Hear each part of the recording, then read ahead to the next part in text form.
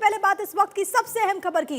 NSA Ajit Doval ने Iran से बात की है। ईरान की सुरक्षा परिषद के सचिव से उनकी बात हुई है। जानकारी के अनुसार सचिव अली अकबर अहमदियान से फोन पर चर्चा हुई है और इस दौरान कई मुद्दों को लेकर के बातचीत हुई है, चाहे वो चाबहार पोर्ट हो। इसके अलावा जानकारी ये है क्योंकि ईरान और भारत के रिश्ते बहुत मजबूत रहे हैं तो समर्थन देने के लिए भी आभार जाहिर किया गया, खासतौर पर ऑपरेशन सिंदूर को लेकर के आतंकवाद के विरुद्ध जिस तरीके से ईरान ने भी भारत का सपोर्ट किया, इसको लेकर के भी आभार जाहिर किया गया है। अभी तक जो जानकारी सामने आई है वो ये कि फोन लाइन पर दरअसल दोनों के बीच बातचीत हुई है। National security adviser Ajit Doval ने ईरान से बात की है, सुरक्षा परिषद के सचिव से बात हुई है और इस दौरान कई विषयों को लेकर के चर्चा। सचिव अली अकबर अहमदियान से फोन पर बातचीत हुई है।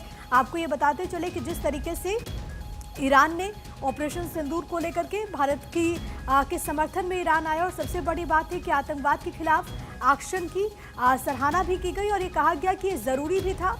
इसको लेकर के भी यहाँ पर चर्चा हुई है और ख़ास तौर पर आगामी रणनीति को लेकर के बातचीत आप लगातार देख रहे हो। कूटनीतिक तौर पर यह बहुत ज़्यादा इंपॉर्टेंट हो जाता है।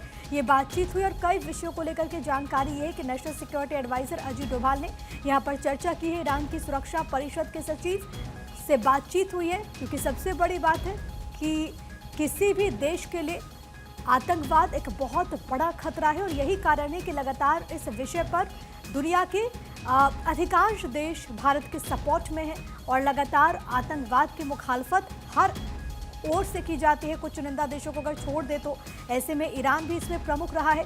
इसी को लेकर के जानकारी ये है कि अजीत डोभाल ने यहाँ पर कई विषयों को लेकर के चर्चा की है सुरक्षा परिषद ईरान के सचिव के साथ।